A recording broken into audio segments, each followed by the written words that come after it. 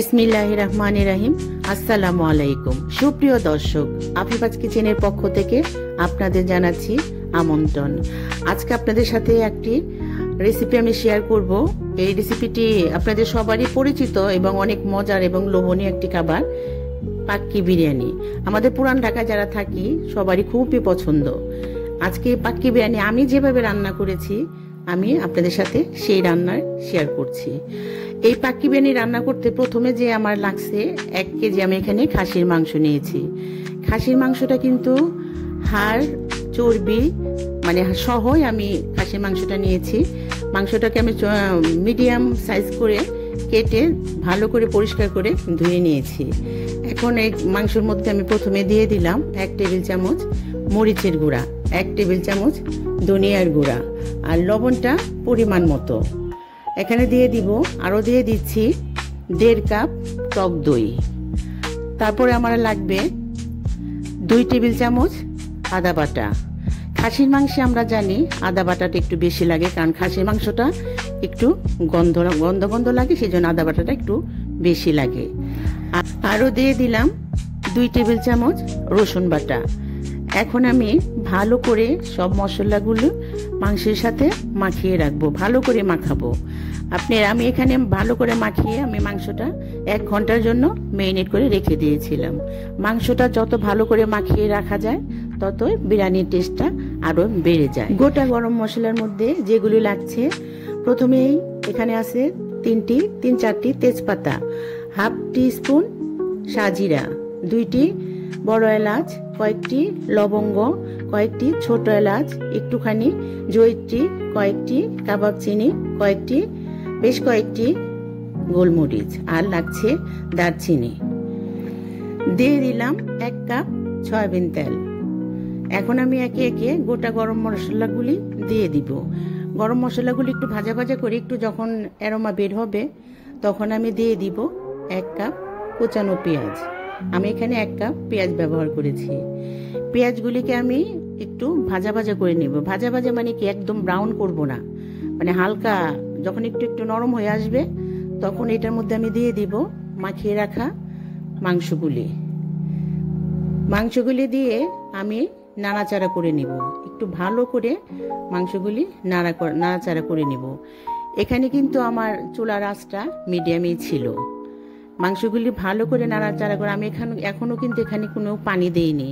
আমি যে মাখিয়ে রেখেছিলাম ওই টক দইয়ের থেকে পানিটা বের হয়েছে। এখন আমি ঢেকে দিলাম, মাংসটা ঢেকে দিয়ে আমি এখন অন্য কাজ করব।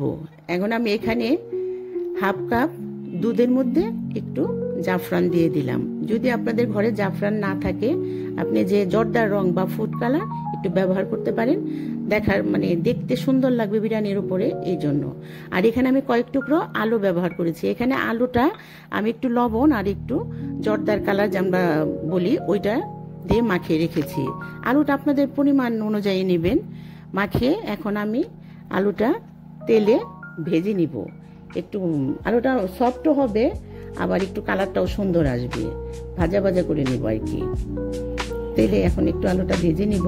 আলু কিন্তু কাচ্চির অনেকে আছে, আমরা কিন্তু কাচ্চিতে যারা খাই সবাই কিন্তু আলুর প্রেমী, কারণ কাচ্চিতে মাংস চাই। কিন্তু আমার মেয়ে কিন্তু, আর কেউ জানি না, আমার মেয়ে কিন্তু আলু খুবই পছন্দ করে। আর কাচ্চির আলু হলো তো কোনো কথা। এদিকে মাংস 50% সিদ্ধ হয়ে গেছে। এখানে কিন্তু আমি 1 কাপ গরম পানি ব্যবহার করেছি, যা এখানে দেখানো হয় নাই, সেই জন্য আমি দুঃখিত। আপনারা এখানে 1 কাপ দুধও ব্যবহার করতে পারেন। দুধ যদি ব্যবহার করেন বিরিয়ানির টেস্ট আরও বেড়ে যাবে। দিয়ে দিলাম কয়েকটা কাঁচামরিচ, আর দিয়ে দিলাম 1/2 টিস্পুন ভাজা জিরার গুঁড়া, 1/2 টিস্পুন গরম মশলার গুঁড়া, 1/2 টিস্পুন চিনি। এখন এই সব কিছু দিয়ে আমি আবার একটু নাড়াচাড়া করে ভালো করে মিশিয়ে নিব। ভালো করে নাড়াচাড়া করে মেশানোর পর আমি এখানে আরেকটি চুলার মধ্যে আমি একটা তাওয়া বসিয়ে নিলাম। মোটা একটা তাওয়া বসিয়ে আমার মাংসের হাঁড়িটা পাশে রেখে দিব। আমি যে আলুগুলো ভেজে রেখেছি সেই আলুগুলো মাংসের উপরে দিয়ে রাখবো। দিয়ে আমি কিছুক্ষণ ডেকে রাখবো। ডেকে রাখার পর আমি যে পাশে আমার চাউলের প্রিপারেশনটা আমি এখন শুরু করব।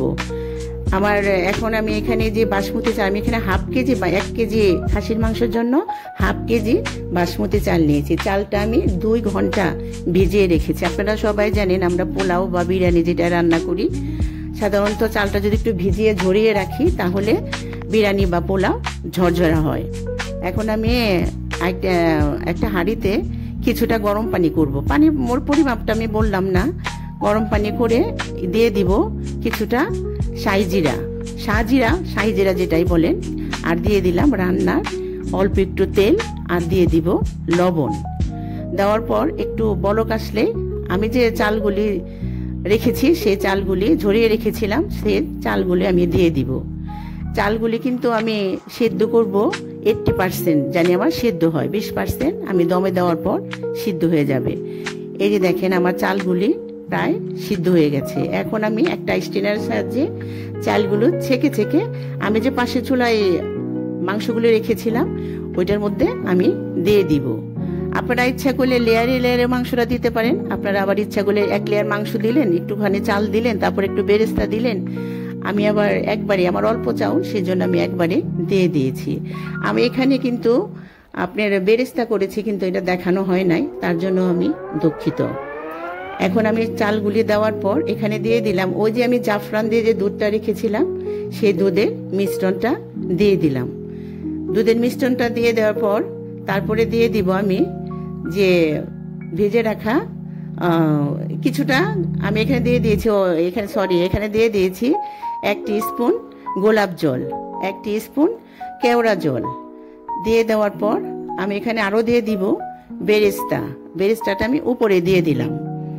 বেরেস্তা দেওয়ার পর আমি এখানে আরো 2 টেবিল স্পুন ঘি ব্যবহার করেছি। এই ঘিটা আমার মানে নিজের বানানো ঘি আর কি, ঘরে বানানো ঘি, সেই ঘি দিয়ে দিলাম।